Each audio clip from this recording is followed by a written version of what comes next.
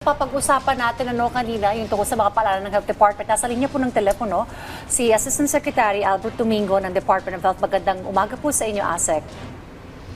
Yes, magandang umaga, Leslie, Diane, and Patrick, sa lahat ng mga nakikinig at nanonood sa maulang umagang ito.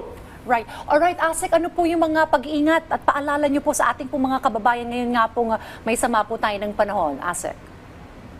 Opo, kasalukuyang malakas ang ulan natin at ang pinaka ating inaalala, ang ating dapat tandaan. Una sa lahat, kapag meron pong mga instructions, mga paalalang ating mga local government unit, ang mga mayor, ang mga kapitan, ang mga gobernador, makinig po tayo. Bakit po? Pag sinabi po kasing kailangan mag-evacuate, huwag na ho magdalawang isip dahil lalo na po dun sa mga malapit sa mga dam or malapit sa mga katawan ng tubig, baka ho may parating na malakas na baha, mataas na baha.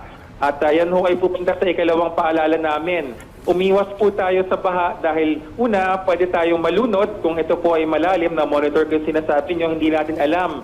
Baka may mga open manhole, baka meron po dyan mga alambre, mga bakal or mga bato na matatalas na pwedeng makasugat sa atin. At yun pa ang maging dahilan para tayo ay magkaroon ng problemang kalusugan. Dapat alam natin yung mga rescue number, ang ating mga barangay ng pangalalapit na mga rescuer para kung kailangan ay pwede tayong tumawag. Ikatlo, yung pong tubig natin, pakuluan ng 2 minuto para sigurado wala tayong makukuhang sakit mula sa ating iniinom or sa ating kinakain, maghugas rin ng kamay. At pagkatapos mapalusong sa baha, ay siguraduhin kumonsulta para makaiwas sa lepto. And finally, pagka nasa evacuation center po, maghugas ng kamay lagi dahil again, iwas tayo sa contamination ng tubig or ng pagkain natin. At kung kailangan may ubo or sipon, ay magsuot ng face mask para hindi tayo makapaghawa. Back to you. Ayun, ASEC, Leslie po ito. Ano po ba yung mga sakit na pwede pong makuha ngayon, sa panahon ngayon? Leslie, ang karaniwang nakukuha nating sakit pag malakas ang ulan, yung tinatawag na wild diseases. Iisa-isahin ko, WILD. Yung wild, yung W, waterborne illnesses, yan yung ating mga sinasabing mga typhoid, cholera, yung mga pwedeng makuha mula sa tubig na kontaminado.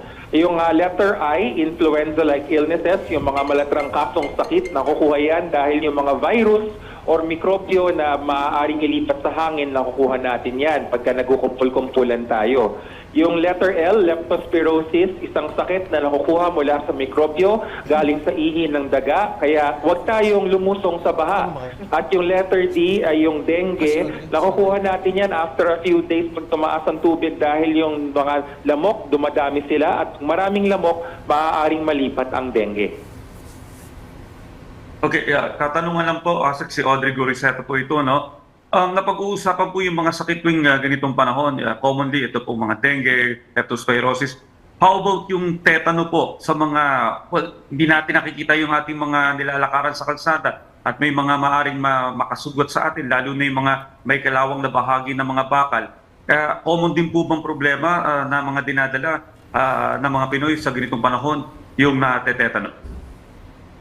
Audrey, napapansin ko mukhang curious ang ating media, tinatanong lagi yung tetano sa akin. Alam niyo po, hindi kami masyado nababahala sa tetano. Mas mababahala kami sa waterborne illnesses, sa influenza-like illnesses, sa leptospirosis, saka sa dengue. Kahit wala pong ulan, may tetano. Pero ngayon po, pag dumami ang tubig, pwede makontamina ang ating tubig, pwede tayo magkaroon ng trangkaso, pwede tayo magkaroon ng lepto, pwede tayo magkaroon ng dengue. Doon tayo mag-focus. Hi, ASEC, Alright, sir. ASEC, si Patrick po ito.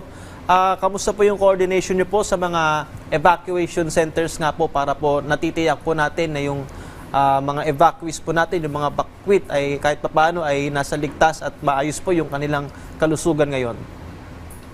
Yes, Patrick, tuloy-tuloy yung code white ng DOH. Nagtaas po kami ng code white sa lahat ng mga DOH offices simula pa lang nung kay Crising. Pero ngayong alam natin na hindi pa rin humuhupa yung ulan dahil kay habagat, at ang balita pa mula sa ating mga kasamahan sa Pag-asa ay may maaaring tumasok pang letter D na bagyo, no? So kailangan tuloy-tuloy pa rin yung ating code white at ibig sabihin yan yung ating mga regional director, ang pagkaalam ko pati si Secretary Ted this morning mag-iikot yan sa mga evacuation centers para tignan yung kalagayan ng ating mga kababayan, yung mga bakwit na naroon. At ang pinaka iniiwasan natin mga sakit doon ay yung ating contamination ng tubig, kaya meron tayo mga chlorine tablets at ang ating mga kasamaan sa DSWD ay meron yung mga water filtration systems. Tapos yun pong ating influenza-like illnesses, malatrangkasong sakit, iniiwasan din natin sa paghugas ng kamay at kung kailangan magsuot ng face mask kung may sintomas. Alright, Asek, you mentioned about the chlorine tablets, which is really helpful para hindi maging contaminated ang mga tubig na iniinom, lalo na ng mga bakwit. How can this be accessible, Asek? Go ahead po. Yes, sa ating mga health centers, evacuation centers rather, namimigay po ng chlorine tablets ang ating mga local government units. So mula sa DOH, binibigay po yan sa LGU at sila po ay nagbibigay sa pamilya. Pero alam niyo po, wag po kayong mag-alala, kahit wala mang chlorine tablets, ang pagpakulo ng tubig, basta ho 2 minuto. Kapag sinindihan niyo yung apoy, antayin niyo pong bumula at pag kumukulo na, simulan ng pag-oras ng 2 minuto at saka lang patayin ng apoy, palamigin at yun ang pwede nang inumin. Yan po ang pwede natin gawin para makaiwas dun sa mga mikrobyo sa tubig. Alright, paalala na lang po sa ating mga kababayan, lalo na po sa mga nasa evacuation centers, Asek. Yes, so paalala natin, no, pipilitan ko yung 4 na sinabi natin kanina.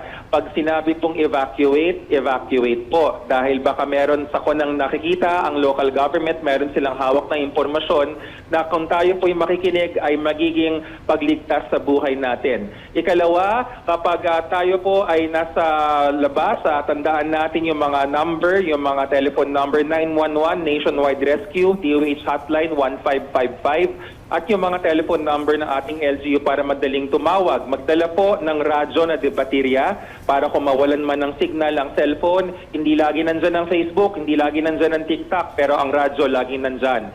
Number 3, pakuluan po yung ating tubig para sigurado tayo hindi kontaminado. 2 minutes ang pakulo. Pagka bumaha at napalusong ay kumonsulta pagkatapos. At number 4, sa evacuation center, maghugas ng kamay at ating iwasan ng upo at sipon, mag-face mask kung kailangan. Alright, on that note, maraming salamat po. Spokesperson ng Department of Health natin nakapanayam ngayong umaga, Assistant Secretary Albert Domingo.